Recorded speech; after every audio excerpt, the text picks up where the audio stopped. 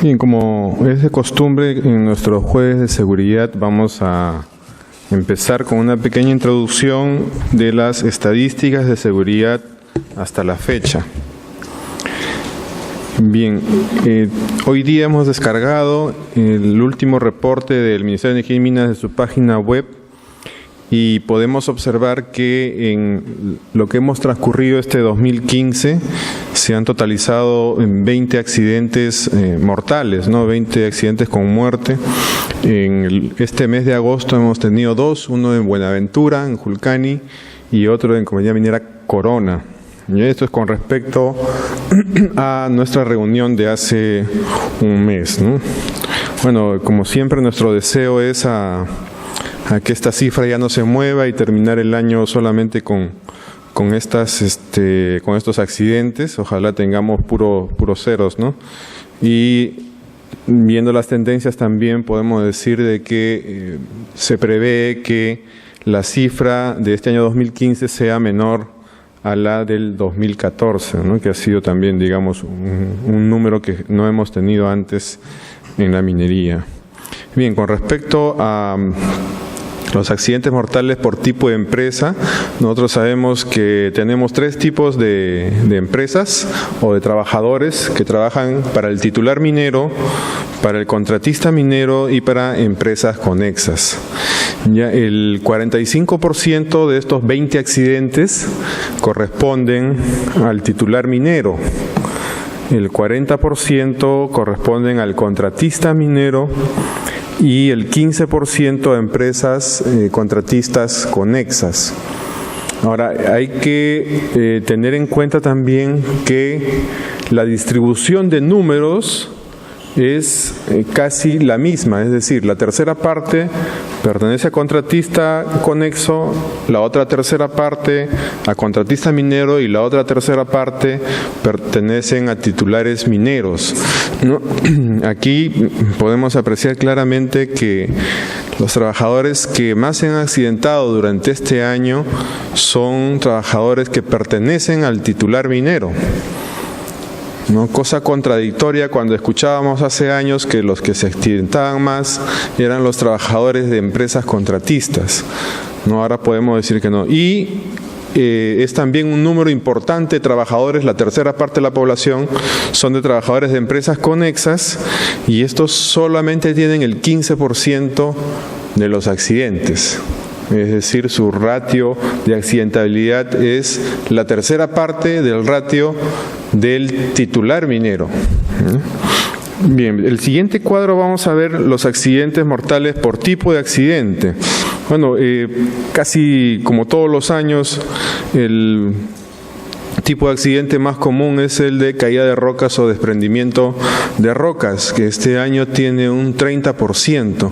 Esta cifra en porcentaje en los años anteriores había sido menor, que había sido prácticamente en 20% en los últimos 5 años, y antes de estos 5 años había sido del 40%, ¿no? O sea, del 40 pasamos a 20, pero ahora estamos regresando a 30 nuevamente. En segundo lugar, también pelea el primer lugar en los últimos 5 años son los accidentes de tránsito, y muchos de estos accidentes ocurren fuera de las unidades mineras, ¿no? Es decir, cuando ya no hay mayor control, sino únicamente del conductor, ¿no? Y bueno, de ahí tenemos otro tipo de accidentes que es desatoro de chutes tolvas, con un 10%, es decir, 2 accidentes, y estos han sido en el mes de agosto y en 2 empresas distintas, ¿no? Ellos también nos están lanzando unas alarmas. También tenemos con 2 accidentes el derrumbe, deslizamiento y soplado de mineral, que sumado, ¿no?, a lo que es caída de roca sería un 40% de accidentes que están asociados a factores geomecánicos, ¿no? Caída de rocas también siempre, digamos, están presentes en esas estadísticas, y luego con un accidente los otros tipos de accidentes que ustedes pueden ver en pantalla, ¿no? Eso sería todo en cuanto a nuestra participación. Ahora vamos a pasar a presentar a nuestro expositor del día de hoy. Ya, no sé si pueden ponerme luz aquí en el podio.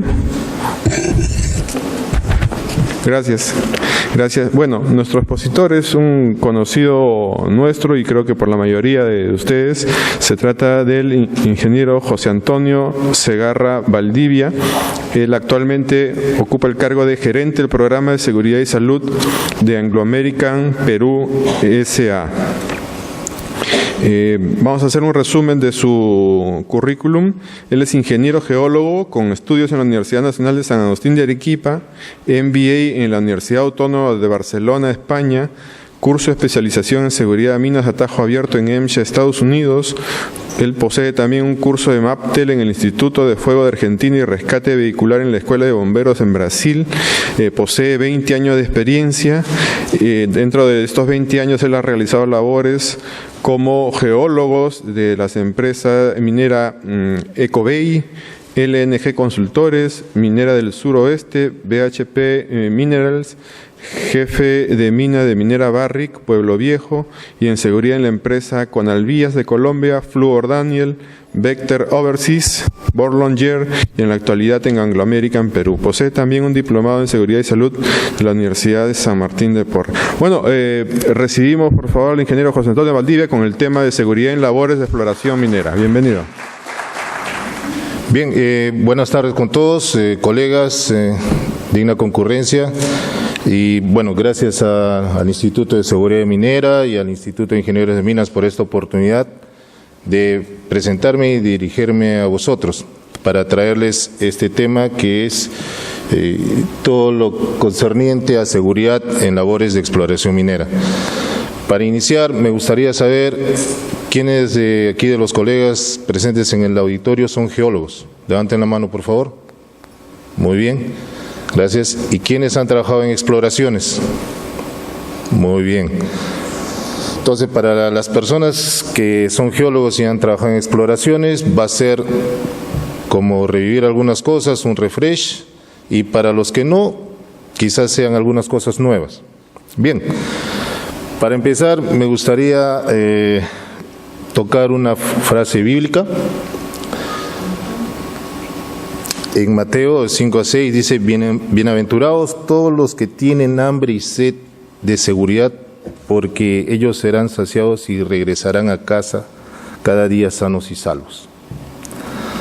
¿No? Ahí tenemos la cita real, la cita bíblica. Y bueno, empezamos con esta introducción. En la actualidad existe un enorme desafío y demanda en la búsqueda de más recursos minerales en países en vías de crecimiento como el nuestro. Obviamente Perú es un país netamente minero desde muchos años. Los recursos minerales metálicos y no metálicos son de enorme importancia para el mundo, ya que son la materia prima en todos los procesos industriales y en el caso del oro es un respaldo económico.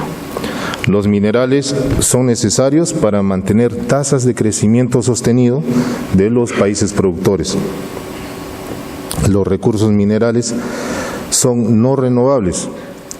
Por ende, la única alternativa viable es encontrar más cuando esto se agota. Y el punto de inicio de toda actividad minera es la prospección y la exploración, que son labores arduas y complejas. Para ello, siempre va a ir todo asociado a un marco legal, al marco legal peruano, la Ley General de Minería, el texto único ordenado en el título preliminar nos dice que son actividades de la industria minera las siguientes: cateo, prospección, exploración, explotación, labor general, beneficio, comercialización y transporte minero. En el título primero también nos habla de las actividades mineras y forma de ejercerlas. En el capítulo 1 hace referencia a lo que es cateo y prospección. El cateo es la acción conducente a poner en evidencia indicios de mineralización por medio de labores mineras elementales. La prospección es la investigación conducente a determinar áreas de posible mineralización por medio de indicaciones químicas y físicas mediante instrumentos de precisión. Y con referencia a la exploración nos dice que es la actividad minera que tiende a demostrar las dimensiones, posición, características mineralógicas, reservas y valores de los yacimientos minerales. Entonces, ya viendo todo lo que se respecta al marco legal, vamos ahora a ver cuál es el ciclo que se necesita para poner a cabo una operación minera desde el inicio hasta el fin, hasta el cierre. Entonces podemos ver aquí que el punto de inicio, lo primero que tenemos que hacer nosotros es la actividad prospectiva. La actividad prospectiva, así como la exploración, son actividades geológicas netamente científicas. Más aún la prospección, cuando se tiene que hacer recién los primeros contactos con algunos terceros, dueños de propiedades, o de repente un terreno que no está cubierto, donde se tiene que hacer una primera visita, una caminata, una evaluación somera, para poder determinar si realmente es atractivo o no continuar con el proceso. Entonces, para todo esto hay ayudas ahora, como las imágenes de satélite. Anteriormente teníamos que usar la fotografía aérea, ¿no? Usar datos bibliográficos y obviamente siempre era la visita al terreno. Ahora tenemos imágenes de satélite que nos van a facilitar mucho para poder detectar las diferentes anomalías. Una vez que ya tenemos alguna certeza en un cartografiado o en un mapeo, como se le llama preliminar, procederemos de repente a una toma de muestras muy genérica, y si los resultados son atractivos, ya procedemos a identificar esas zonas más favorables y hacer ya un mapeo más detallado y un muestreo más minucioso. Después de esto, si tenemos éxito, obviamente necesitaremos un método indirecto que es conocido como la geofísica, donde ya vamos a tener una mejor idea de qué es lo que tenemos al frente y qué probabilidades hay de seguir explorando eso. Para lo cual, la siguiente etapa ya vendría a ser la exploración en sí.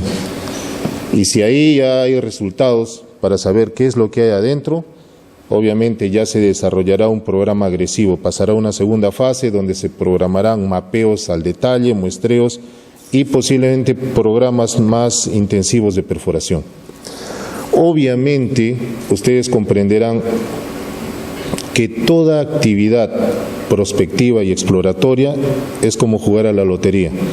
Por ende, son actividades donde se tiene que invertir y en una o casi no siempre habrá éxito. Entonces las compañías invierten dinero y va a jugar un rol muy importante la habilidad y la destreza del geólogo para poder hacer estas interpretaciones preliminares en la etapa prospectiva. Quizás algunas compañías que tienen operaciones, destinan un presupuesto para la actividad de prospección y exploración con la finalidad de asegurar recursos. En el caso de las compañías junior, trabajan generalmente en base a la bolsa de valores. Y ahora es un gran problema el que se ha presentado con este tema de la crisis, que no hay mucha inversión y las junior han parado, otras se han ido, otras han desaparecido. Bueno, y como ustedes pueden ver, si ya hay éxito, pasará a una fase conceptual, a una fase de prefactibilidad, la factibilidad del diseño, construcción, la operación, y ya cuando termine el decomisionamiento y el cierre. ¿Cuánto tiempo nos puede tomar desde este punto hasta la parte operacional? ¿Cuántos años? 5. ¿Quién da más? Isaías. Depende, exacto.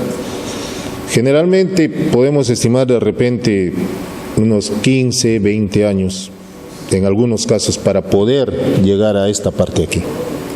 Simplemente en un prospecto en el cual hacemos esas actividades, podemos demorarnos aquí 5 años. Perforando, si es que es un proyecto, imaginemos Las Bambas, 8 años en la fase de exploración, y de ahí ver la parte conceptual, diseño, conseguir los financiamientos, permisos, todo el tema de permisología que se maneja ahora.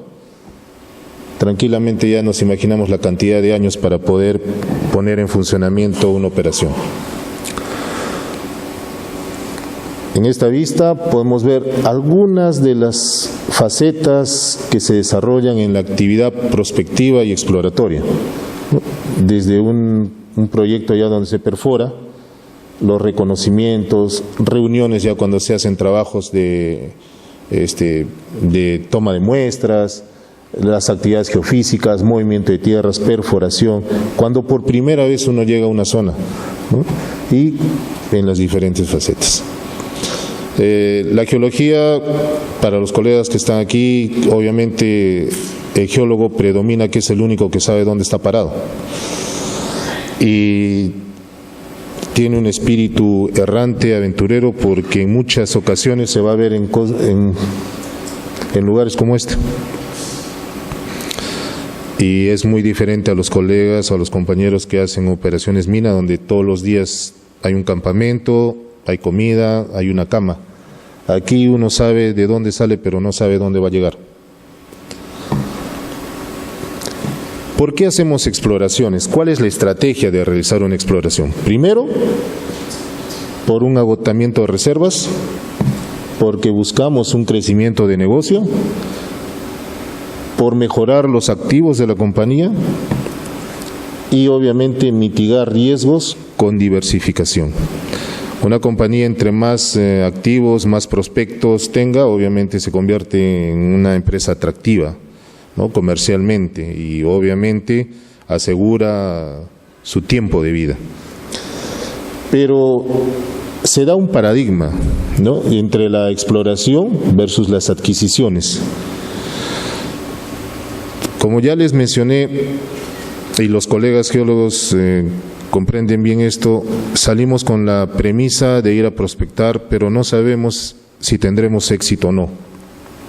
En muchos casos, usando todos los materiales que tenemos a la mano, imágenes, satélite, y hacemos las interpretaciones, la información, de repente podemos ver que en el terreno, el panorama, en una alteración, en una zona potencialmente prospectiva es favorable, es bonito. Pero muchas veces, cuando se hace una perforación, no hay nada. Entonces, podría darse un caso de un sentimiento de decepción para el geólogo. Pero es así, es como jugar a la lotería. O muchas veces en la superficie los indicios son mínimos, pero abajo la cosa es diferente. Un caso podemos citar a La Escondida, por ejemplo. Entonces muchas compañías deciden no arriesgar en este tema.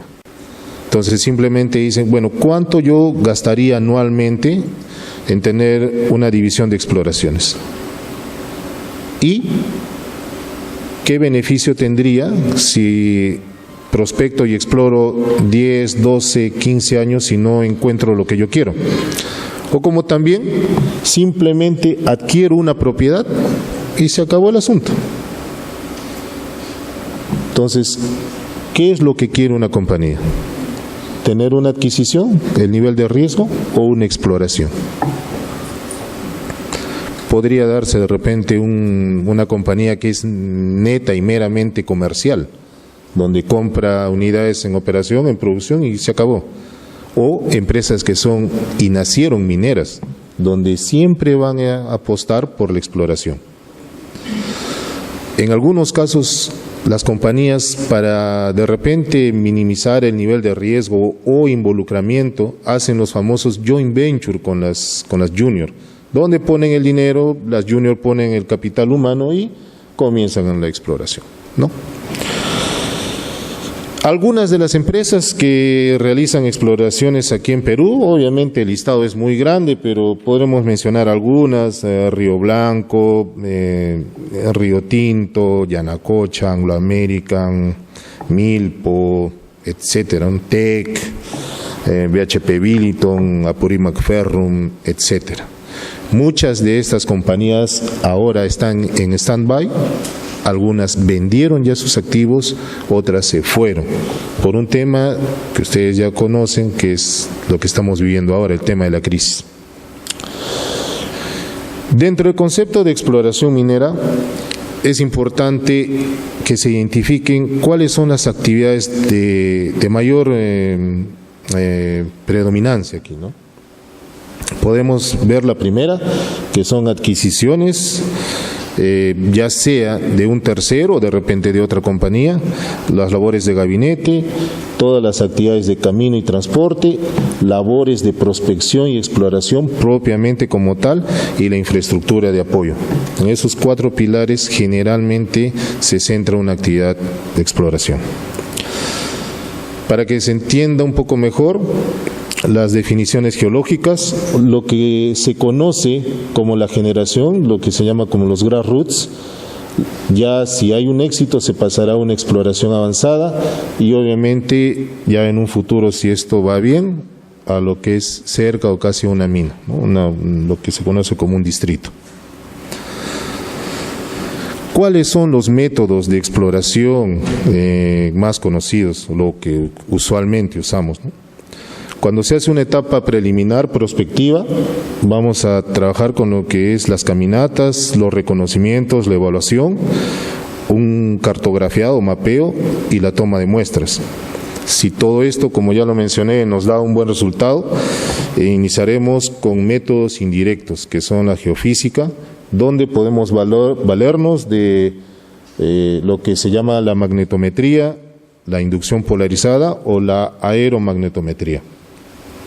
También podemos hacer exploración con trincheras, excavaciones, zanjas, galerías subterráneas, piques, galerías superficiales exploratorias. Y obviamente, definitivamente va ligado todo esto a lo que es la perforación, ya sea con aire reverso, RC, o con core o diamantina. Y obviamente algunos que ya no se usan mucho, pero métodos de percusión. Estas son algunas vistas de las actividades prospectivas, cuando inicialmente se hace la primera visita, ¿no? Donde el geólogo tiene que movilizarse muchas veces en arriaje, en cabalgaduras, ¿no? Llegar a sitios donde quizás nadie llegó, ¿no? Actividades preliminares de abrir una excavación, una trinchera y vivir en el campo. Esta es la vida que lleva un geólogo prospector.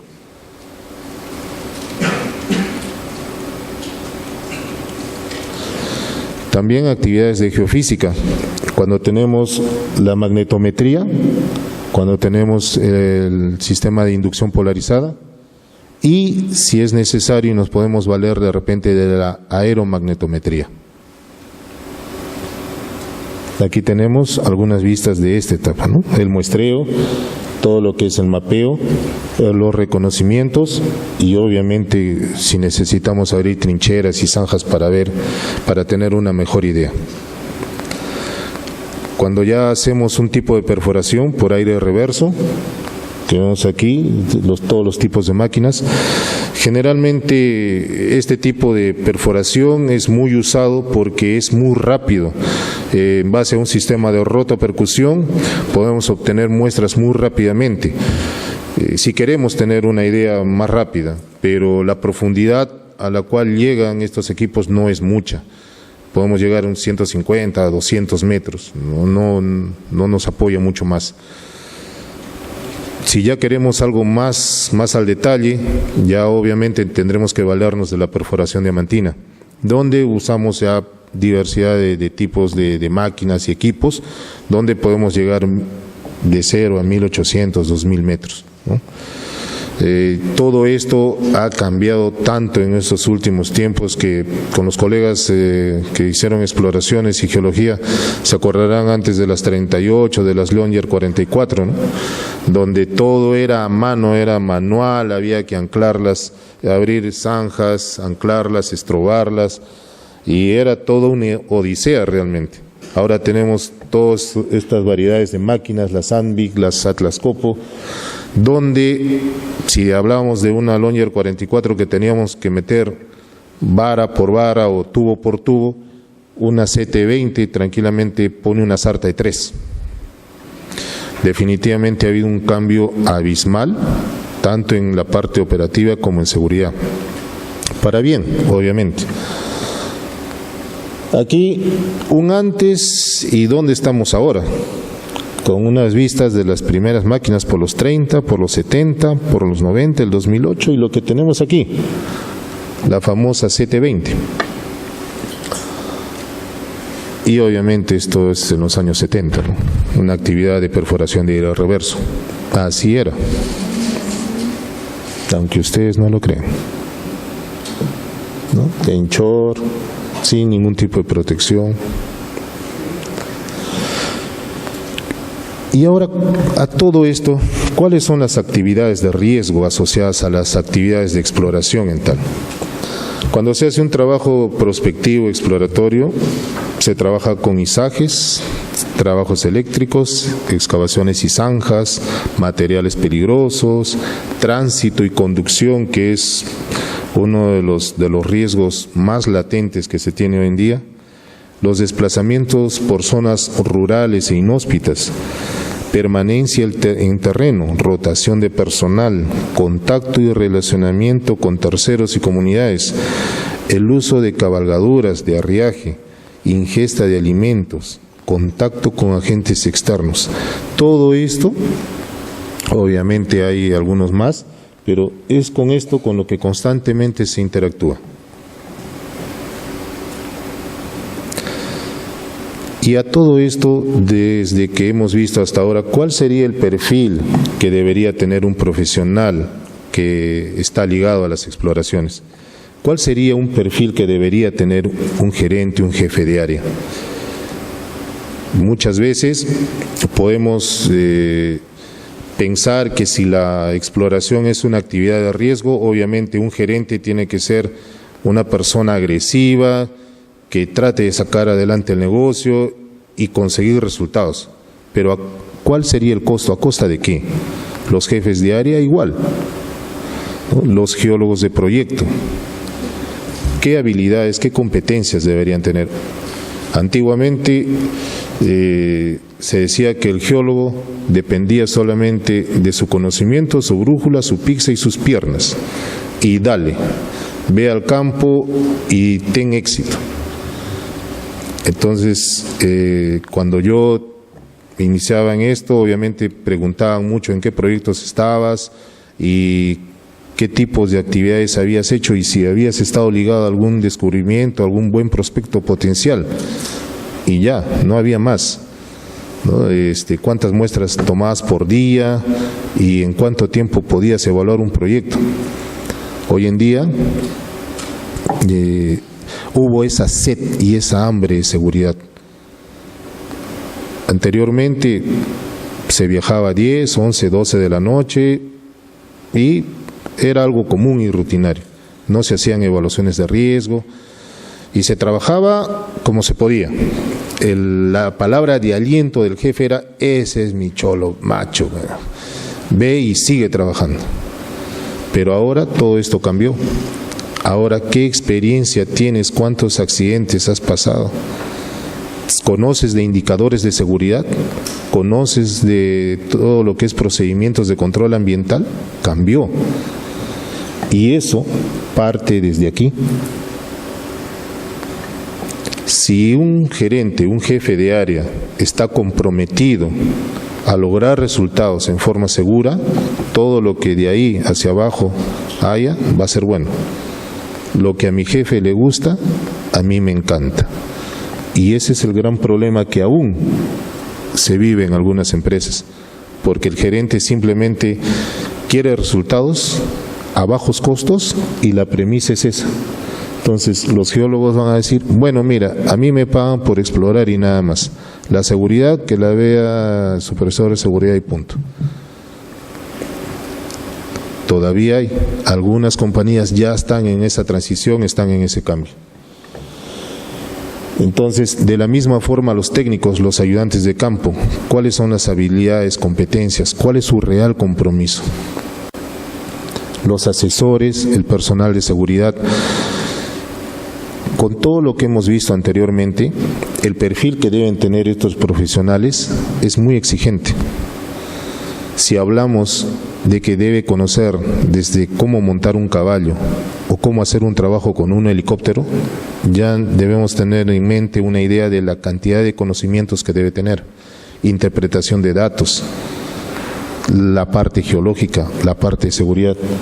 y obviamente las personas que nosotros vayamos a requerir como contratistas, ya sea para un trabajo de geofísica o de perforación o de transporte, deberán estar perfectamente alineadas con lo que se busca, con los principios que va a transmitir la gerencia.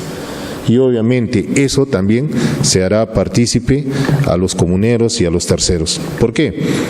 Porque si anteriormente a un comunero, a un tercero le decíamos, bueno, mira, ¿sabes qué? Yo te contrato para que tomes muestras y vamos, compadre. Entonces tomamos 10, 12 muestras, cárgate en la mochila. Pero hoy en día, si nosotros le hacemos saber que hay un marco legal aplicable y que la compañía con la cual trabajamos tiene estándares y normas, le diremos, no, solamente puedes cargar 20 kilos. Estas premisas, este trabajador, este comunero dirá, bueno, pero yo cargo 2 arrobas de papas y no me pasa nada. Pero tenemos, y es nuestro deber explicarle, que todo tiene un porqué. Y con toda seguridad, ese comunero no se va a olvidar de eso nunca. Y va a marcar diferencias entre una compañía y otra. Entonces, si un operador que tiene calidades, tiene estándares, va a predicar con todo lo que realmente debe ser, y después viene una compañía X, por tomar un ejemplo, una junior, y simplemente le dice, ya, te contrato para trabajar y vamos, el comunero dirá, sí señor, pero me tiene usted que dar una inducción. La compañía tal nos dio inducción, pasamos examen, nos ha dado estas recomendaciones, y usted, ¿por qué me quiere llevar así? Entonces va a producirse una resistencia. ¿Qué entrenamientos debería tener un geólogo que hace trabajos de prospección? Debería conocer de cabalgadura, de arriaje, de uso de animales, porque muchas veces, a pesar de que se contrata a un arriero, obviamente cuando se dividen en 2, 3 grupos, llegará un momento en que se va a tener que colocar la carga de un animal, o cómo ensillar su propio caballo, en qué momentos montar y en qué momentos apearse. Debe tener un entrenamiento en cómo hacer un control efectivo de riesgos. Un entrenamiento en materiales peligrosos. Oye, sí, pero ¿qué materiales peligrosos usa un geólogo? Cuando se hace perforación, utilizamos combustibles, petróleo, gasolina, thinner, pinturas, utilizamos aditivos. Debe tener también un entrenamiento en todo lo que es manejo defensivo y uso de vehículos 4x4. ¿Y por qué? Porque hoy en día, si nosotros vemos en la televisión o no sé, por los periódicos, y vemos cuántas personas mueren por trabajos en altura, cuántas personas mueren por trabajos con excavaciones y zanjas, versus cuántas personas mueren por conducción y manejo, sacaremos la diferencia. Y el trabajo de geología en prospección y exploración, la mitad de las actividades se la pasan manejando y conduciendo, porque tienen que dirigirse de un lado a otro, buscar prospectos, viajar constantemente, y es una de las actividades de mayor riesgo. Entonces, obviamente, todos, incluyendo los choferes, los técnicos y los geólogos, deben tener esta capacitación. También deben tener conocimientos en búsqueda y rescate geológico. La actividad geológica en la etapa de prospección y exploración difiere mucho de cuando ya tenemos una unidad en operación, puesto que tenemos una unidad médica, tenemos equipos de rescate, ambulancias y todo lo necesario para poder dar una respuesta a la emergencia. Pero cuando estamos a 5.200, 5.000 metros sobre nivel del mar, a 6 o 7 horas de un poblado donde solamente hay una posta, una enfermera y 4 antalginas, ¿qué podemos hacer? Dirán, bueno, yo tengo conexiones con un servicio de emergencia, pago una mensualidad. Muy bien. A ver, tenemos una emergencia a 6 horas, llama al servicio de emergencia, que te envíen un helicóptero. Si tenemos un geólogo o un ayudante que se cayó, tiene una fractura de pelvis o un compromiso en la columna, no lo podemos mover. ¿En cuánto tiempo creen ustedes que llegará un helicóptero? Primero que los helicópteros, algunos están acá en Lima y la mayoría están trabajando en la selva. ¿De dónde vamos a sacar un helicóptero? ¿Cuánto tiempo tomará en llegar al punto? ¿1 hora? ¿2 horas? ¿1 día? ¿2 días? El ejército tiene los helicópteros en la selva. Y para poder mover un helicóptero del ejército es todo un protocolo, toda una novela. Entonces, el único recurso con el que cuenta el geólogo es con su equipo y consigo mismo. Por ende, este entrenamiento, como todos los demás, son vitales. Y este de búsqueda y rescate, sin lugar a dudas. El geólogo tiene que saber todo lo que es premisa, por ejemplo, para un rescate con cuerdas. Hacer anclajes, nudos, cómo descender, manejar todo el sistema de cabullería. También debe conocer de rescate vehicular. ¿Por qué? Porque justamente estamos en un lugar alejado y pasó, no sé, por una tormenta o de repente se durmió el conductor y se cuneteó, se recostó y se volcó. ¿Cómo rescatas a la víctima? ¿Bajo qué conceptos? ¿Cómo lo mueves? ¿Cómo identificas? ¿Cómo haces la evaluación de riesgos? Debe conocer también todo lo que se referencia a soporte básico de vida y manejo de trauma. Para un geólogo de exploraciones no basta con enseñarle un curso básico de primeros auxilios. Toma el pulso, el CAB, eso no basta. El geólogo debe estar en capacidad de poder atender a la víctima, estabilizarlo y tenerlo listo hasta que llegue la ayuda. Y si no es muy complicado, sacarlo de ahí.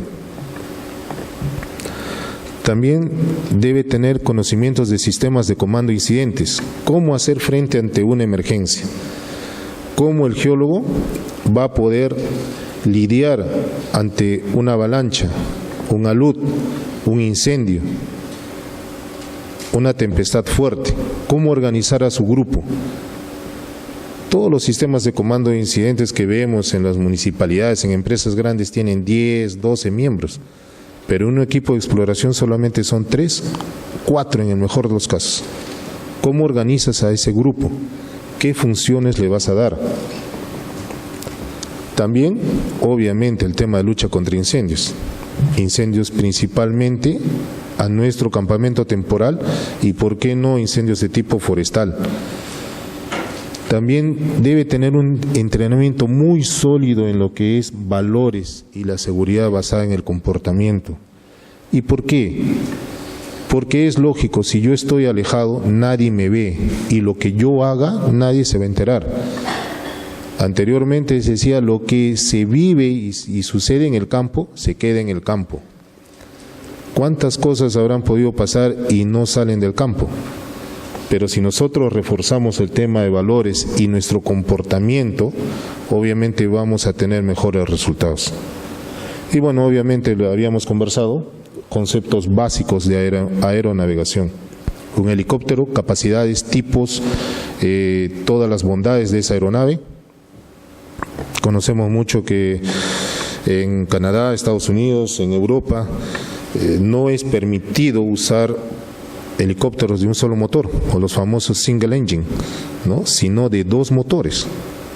Se dice que es para asegurar en caso que quiera caerse. Pero aquí, en América Latina, ¿dónde conseguimos helicópteros de 2 motores? Entonces, tenemos que muchas veces trabajar con lo que hay, pero el geólogo debe conocer exactamente a quién recurrir para hacer una auditoría, cuáles son los conceptos básicos cada día que debe cumplir un piloto y el mecánico.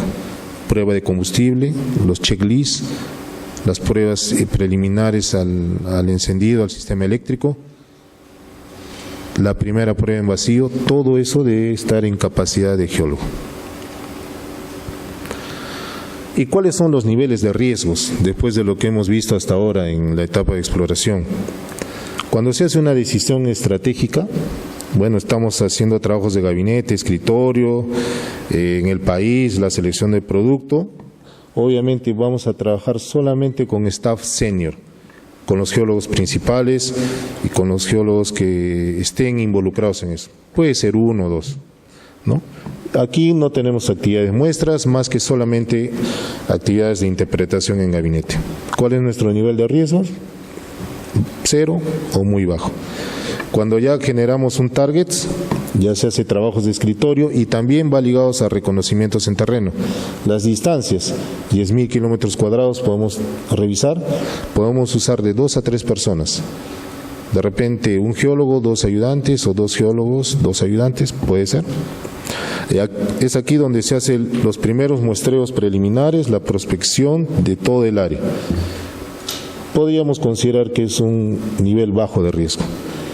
Cuando ya definimos los targets, ya el trabajo se hace más en terreno, reducimos de toda la primera área de 10.000 a 1.000 nada más, podríamos requerir tal vez a 10 personas del staff, donde ya utilizamos trabajos como la geofísica, la geoquímica, mapeos más al detalle. Ya ahí va aumentando nuestro nivel de riesgo a un riesgo moderado. Cuando ya vamos a hacer la confirmación de los targets, ya reducimos del trabajo en terreno a 100 kilómetros cuadrados aproximadamente y podemos necesitar ya un promedio de 30 personas, entre geólogos, ayudantes, contratistas, qué sé yo. Y es aquí ya donde entra la etapa de exploración con sondajes, un nivel moderado a alto de riesgo. Y el descubrimiento y la evaluación, ya cuando reducimos a un foco específico de unos 10 kilómetros cuadrados, 200 personas en un staff, cuando ya se hacen sondajes masivos, ¿no? Ya tenemos obviamente un nivel de riesgo alto. ¿Cómo podemos controlar estos riesgos en las actividades de exploración? Una adecuada selección del personal propio, con lo que habíamos visto antes, con las habilidades y competencias, y también de los socios estratégicos. No es válido, bueno, en algunos casos, pero en algunas empresas no es válido basarse solamente en el costo, sino en el prestigio y en los sistemas de gestión y responsabilidad que tengan los contratistas. ¿Dónde trabajó? Las cartas de recomendación, los sistemas de gestión, cuál es el staff que tiene esta empresa, qué tipo de equipos y máquinas. La verificación de los antecedentes de los seleccionados, ¿no? ¿Qué proyectos, en cuánto tiempo, los indicadores de seguridad, etcétera? Luego, un manejo y gestión de los contratos de trabajo y o de los servicios. ¿Bajo qué condiciones los contratamos? ¿Qué cláusulas van a ir en ese contrato? Si les damos carta abierta o va a haber algún tipo de sanción y penalidades por incumplimiento de normas. Verificación e inspección de los equipos y materiales a ser usado. No solamente basta con que le demos al contratista, toma el contrato en tal lugares y perfora, sino que si queremos asegurarnos debemos revisar el tipo de equipos que nos está prometiendo para hacer esa labor. ¿Cuáles son los parámetros de control de esos equipos? Sus programas de mantenimiento, los preventivos, los correctivos, los predictivos, años de fabricación, si le hicieron un overhaul o no. ¿Quién lo hace ese mantenimiento? ¿Lo hacen ellos? ¿Lo hace una casa matriz? ¿Cuáles son los repuestos, los reemplazos que le colocan? Las evaluaciones médicas para determinar el estado de salud de todos los que van a participar en esas actividades. Las inducciones básicas de seguridad y salud, ligadas a lo que nosotros queremos y obviamente enfocadas a lo que van a hacer. Porque podemos recibir una inducción de una compañía que está en operación, pero para exploraciones si bien es cierto los conceptos no van a variar, peligro, riesgo, acto, condición, pero el enfoque es el que va a variar, es distinto. Luego tenemos que ver también esta compañía si tiene un sistema de gestión, cómo maneja su sistema, su seguridad, su salud, cómo lo maneja, en base a qué, si realmente cumplen o no con lo que queremos. De ahí también veremos necesidades de entrenamiento y capacitación. No solamente de repente bastará con darle una inducción básica, de repente vamos a tener que darles un curso especial para perforación. manejo de herramientas, tránsito y conducción. Y obviamente el cumplimiento de todo el marco legal y normas aplicables. Aquí vemos lo que habíamos hablado, las actividades, todos los soportes que deberíamos tener para hacer una evaluación de riesgos, y esto va a ir ligado siempre a un monitoreo, auditoría para la mejora continua. Sin embargo, para poder llegar a esto de aquí, es importante esto de aquí, que es nuestro mapa de procesos. Sin un mapa de procesos no vamos a poder llegar a hacer una evaluación de riesgos efectiva. En tal sentido, debemos elaborar este mapa al detalle con el apoyo y con el involucramiento de todos los interesados, geólogos, gerentes, supervisores, técnicos, para lograr determinar las actividades y cuáles son los riesgos que van a ir ligados a estas. Y generalmente, bueno, esta información la tomé de nuestro colega el ingeniero Alfredo Payet, donde nos explica claramente un ciclo cuando tenemos un evento no deseado. Cuando nosotros estamos haciendo una actividad de exploración normal, común y corriente, salimos al campo, venimos, vivimos una calma temporal. No pasa nada, seguimos, tenemos éxito, etc. Ahí va muy ligado a la percepción de riesgo. ¿Cómo tomamos los riesgos? ¿Podemos llegar? ¿Podemos salir? ¿Podemos viajar? Sí, no pasa nada, anda nomás con cuidado. Tomamos el riesgo y luego nos viene un accidente grave. Es ahí donde tomamos medidas, se produce una alerta, la preocupación, sanciones, mensajes, una sensibilización, todo se alinea. Termina nuevamente ese ciclo y vuelve a lo mismo. Una calma temporal, ya controlamos ese riesgo y no va a volver a suceder. Pero ¿qué nos garantiza que no vuelva a suceder? Entonces nuevamente volvemos con la calma, la toma de riesgo y otra vez viene. Es decir, tropezamos nuevamente con la misma piedra. Algunos actos y condiciones frecuentes en exploraciones que veíamos antes, ¿no? Plataformas de trabajo desordenadas, muy reducidas, transporte de equipos a pulso, ¿no? Lo que en el campo se conoce como cholo power, ¿no? Trincheras donde el personal se metía sin ningún control, geólogos mapeando, parándose en el filo de un afloramiento, yo no sé qué hacen ahí, pero bueno, colocarse en zonas de muestreo en la línea de fuego, en los taludes, dan la espalda ahí a todo el peligro. Aquí caminan por todo un talud, ¿no? Como si tuviera de repente agarraderas en los pies, no sé. Cruce de ríos, algunos trabajos complementarios que se hacen cuando se hace trabajos con perforación y algo más avanzado.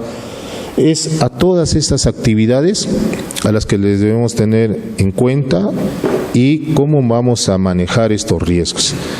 ¿Cuál es el nivel de percepción y si es que se acepta o no este tipo de riesgos, ¿no? Porque aquí a él nadie lo ve, a ellos tampoco. A él los va a dirigir un perforista, un ayudante. Entonces hay que reforzar mucho ese tema. Consecuencias por estos riesgos: cuneteos, choques. Generalmente este era un problema de los perforistas, tal igual como los carpinteros. Uso de llaves Stilson, golpes y así. Están perforando, época de tormentas eléctricas, nadie les dijo que tenían que evaluar los niveles de tormentas, volcaduras por las actividades de tránsito, acá están los partes, incendios en una plataforma de perforación, y obviamente esto es impactante, ¿verdad? La cabeza de un tubo interior que logró pasar por aquí y salió por la parte posterior del muslo de la pierna.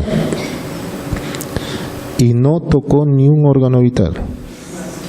O sea, no les he puesto las otras fotos porque, bueno.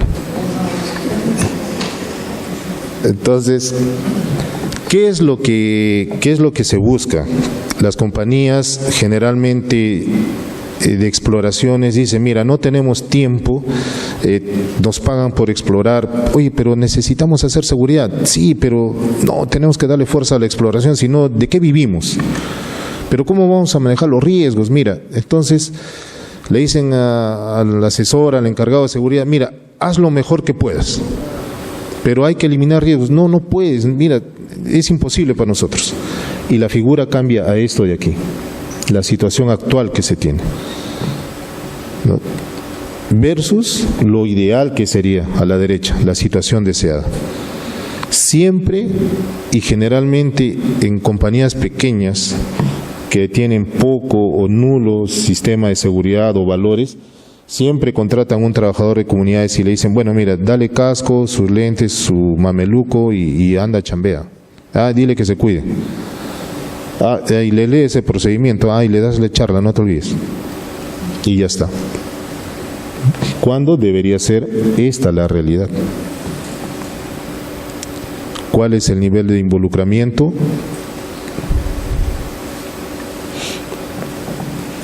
Algunas actividades, ¿cómo se trabajaba? No hace mucho. Sistemas de rotación sin ningún tipo de guarda. El personal trabajaba como podía. Lo único que primaba aquí era el metraje y en qué tiempo ibas a acabar ese pozo. Más no había. Anteriormente, en estos tipos de trabajo, no había retorno, la tubería estaba rotando y por ahí le echábamos aditivo, no existían pozas de lodos, con un tractor le decíamos hasta ahí una berma y ahí lo soltábamos, etcétera. No hacíamos una evaluación, podíamos trabajar muy cerca a un talud inestable que podía caerse y nos podía enterrar.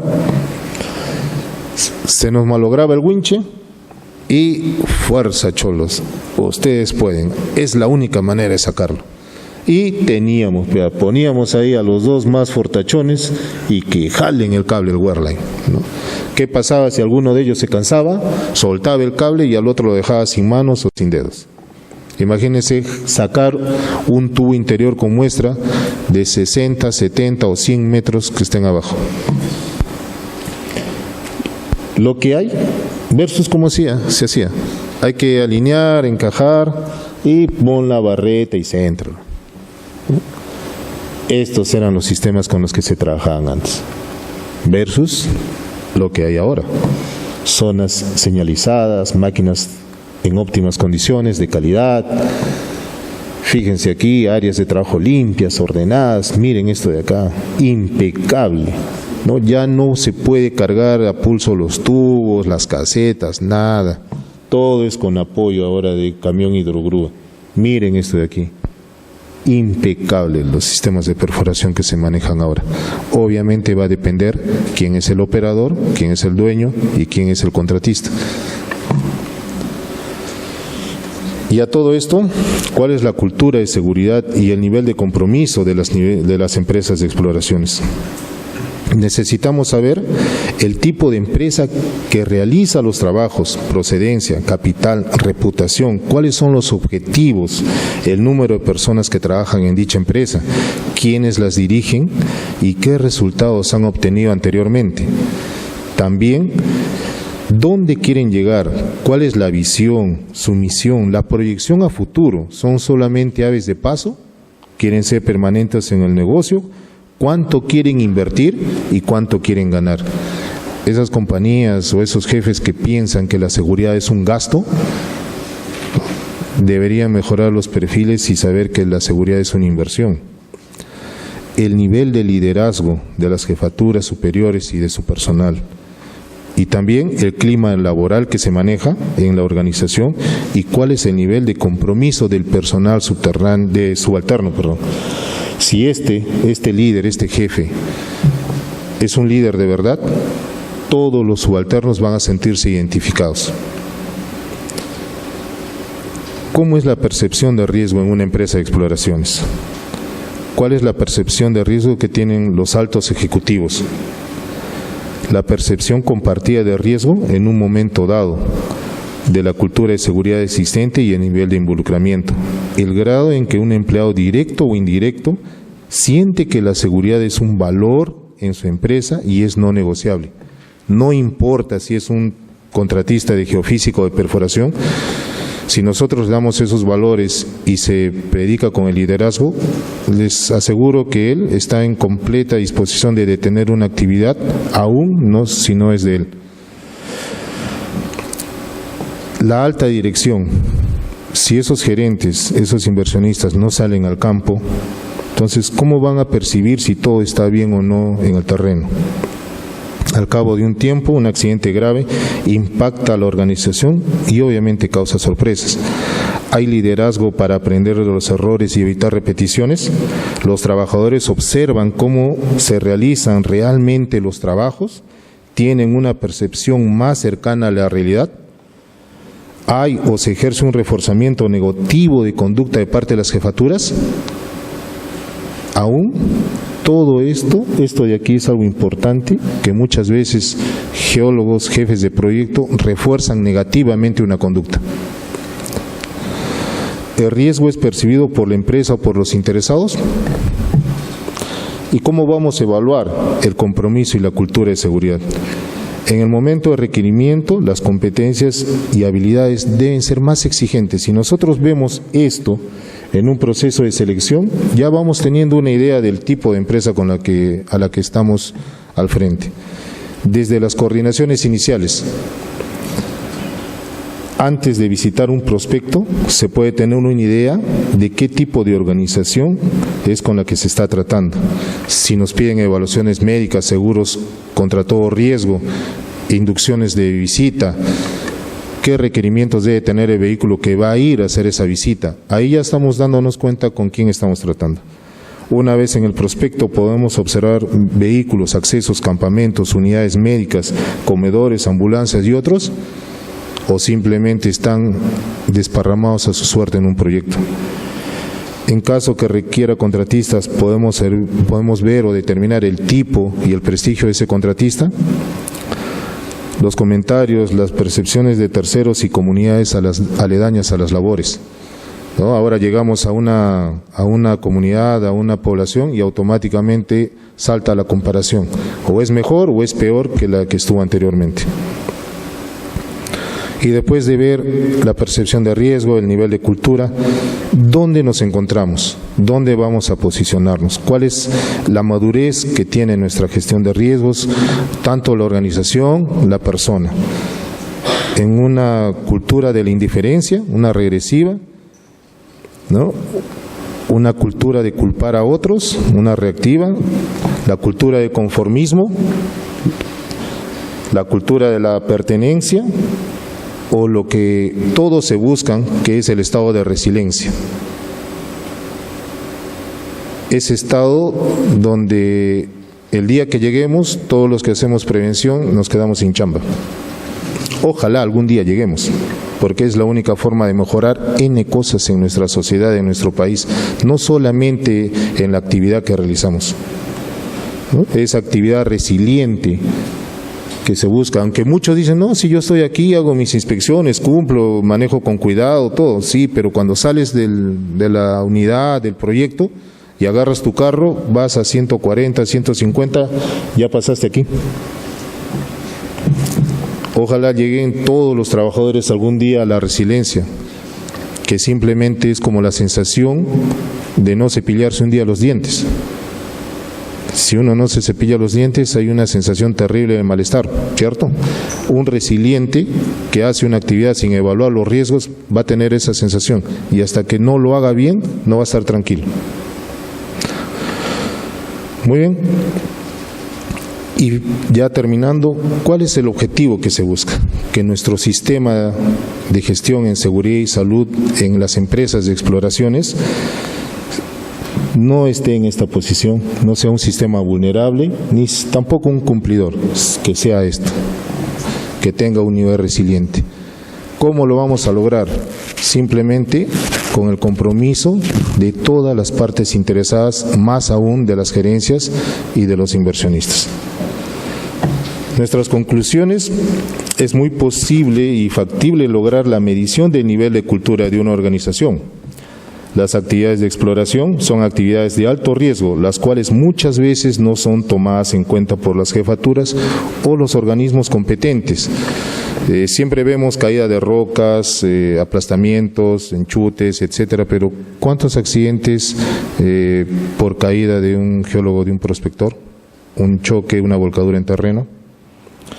Muchas veces los eventos sucedidos en las labores de exploración son desconocidos, no se reportan, no llegan a saberse.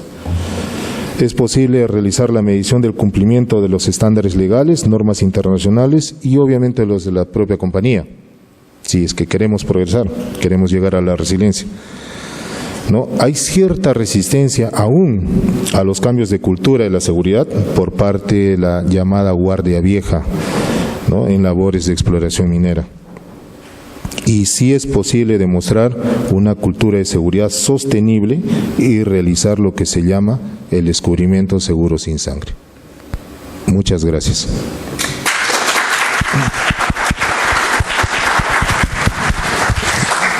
Muy bien, muchas gracias. José, por favor, tomamos asiento para proceder a la ronda de preguntas. Como es de costumbre, levantamos la mano, nos presentamos y la pregunta, por favor, que sea corta y concreta.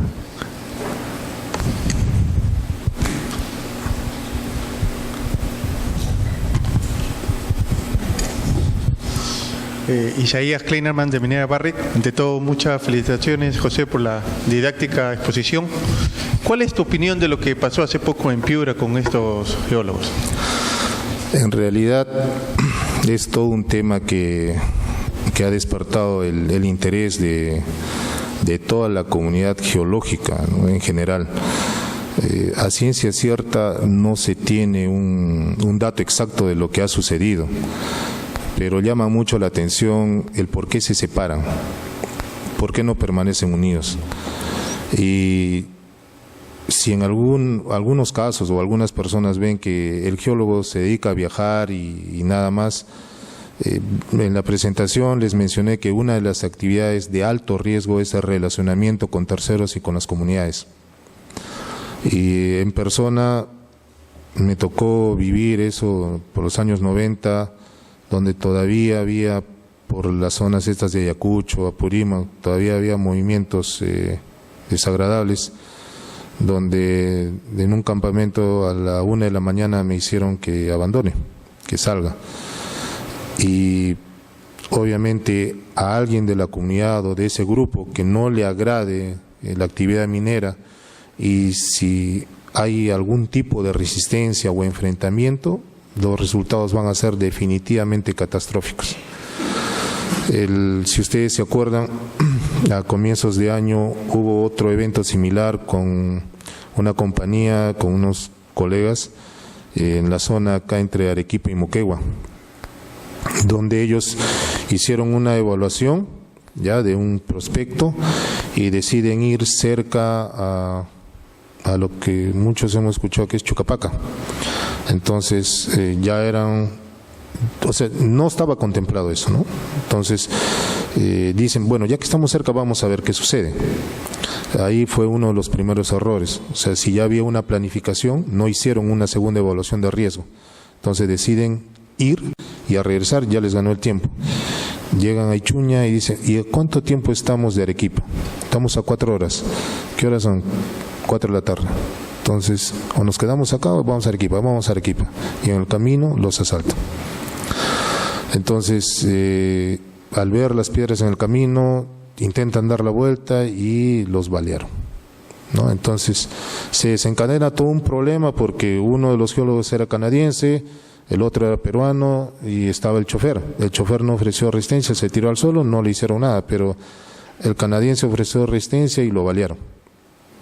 Entonces, ¿dónde los llevaban? Los llevaron a la posta médica, de ahí los derivan a Puno, llegan pasada la medianoche, quisieron activar los seguros, el seguro internacional hasta que den el visto bueno, cómo los movilizaban, pidieron ayuda para una evacuación aérea, los costos, dijeron no, mejor hay que llevarlos a Arequipa, querían llevarlos en un avión comercial, y ustedes saben que nadie va a llevar en un vuelo comercial a heridos enfermos por el nivel de riesgo.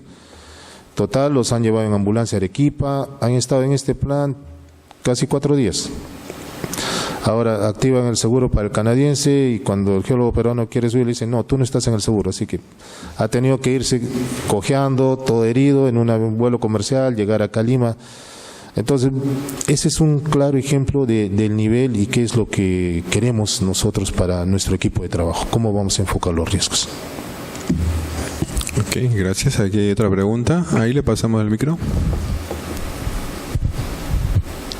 Ingeniero, ¿cuál es su opinión referente a que las comunidades, antes de la exploración,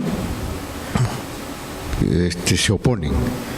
¿No le parece que debe primero ver la calidad de metal, la cantidad de metal, para después hacer el negocio que hacen las comunidades? ¿Por qué se oponen antes? ¿No podemos darles ese instructivo? Mire, cuando yo hacía exploraciones y llegaba a algún lugar, a alguna comunidad, el deseo de esa gente era, ojalá haya una mina para que cambie la vida, decía, ¿no? Pero desgraciadamente, cuando un profesional llega, es amable, le explica cómo es el proceso, en qué se basa, y baja al llano de esta persona, se pone en su lugar, las cosas son totalmente distintas. Uno de los problemas que, para mi punto de vista, mi percepción, ha hecho este enorme daño, son algunos operadores en el norte, en el sur, en la parte del centro, que han hecho las cosas mal. Y esa es la factura que nos han pasado ahora. La falta de ausencia del Estado, ¿ya?, hace pensar al comunero, esta es mi oportunidad de salir de pobre, esta es la oportunidad de hacer un negocio. Y llega, si solamente yo voy a llegar, yo el año pasado llegué a un lugar y me dicen, bueno, ya sabemos que va a haber mina, así que queremos que nos ponga una antena de celular acá. Entonces, pero si solamente había llegado para hacer un reconocimiento, y si no, no. Entonces ahora el papel que juega el área de relaciones comunitarias es muy importante, extremadamente importante. Para poder entrar a un prospecto, mi representada ha tenido que batallar casi 3 años, hablar, explicar todos los días, poner un relacionista ahí hasta que nos puedan dar el permiso para poder hacer la exploración. Obviamente después de eso viene el cambio, ¿no? Dicen, no, ojalá que sigan, ¿no? Pero no hay éxito. Entonces, pero ¿cuánto tiempo se pierde ahí? Entonces, ¿qué es lo que se tiene que hacer ahora? El geólogo, por eso le decía, ¿qué habilidades y competencias debe tener? Entonces, ¿cómo llegar al público? ¿Cómo llegar a la gente? ¿Cómo explicarle? ¿Cómo hacerle entender las etapas de una mina, de un prospecto desde el inicio? Ok, siguiente pregunta. Bueno, tercera y última pregunta, por favor. Buenas noches con todos. Jessica Gabriela Vizconde. José, felicitarte por la exposición. Quería hacerte una consulta. ¿Todo estudio de exploración amerita un plan de emergencia o un plan de rescate? Definitivamente que sí, todo, porque toda la aplicación de un marco legal, los estándares de la empresa, las evaluaciones de riesgo, obviamente sabemos que son actividades preventivas, el antes de, pero si eso falla necesitamos cómo hacer la recuperación y ese es un plan de respuesta a emergencia. Obviamente eso es lo que nadie quisiera llegar a usar un plan de respuesta a emergencias, pero debe estar presente en todo momento y en todo lugar. Gracias. Bien, finalizar las preguntas, que queremos hacerles recordar que el 17 de septiembre será la siguiente reunión de jueves de seguridad. Estará a cargo del ingeniero Marco Antonio Céspedes de Cerro Verde, ¿no? Bueno, ya no lo hacemos a fin de mes porque a fin de mes es la convención minera. Entonces me imagino que muchos de ustedes van a estar presentes ahí. Bueno, nada más agradecerles a ustedes su presencia y agradecer al ingeniero Valdivia por su presentación y exposición. Muchas gracias. Un aplauso, por favor. Podemos pasar al hall del instituto.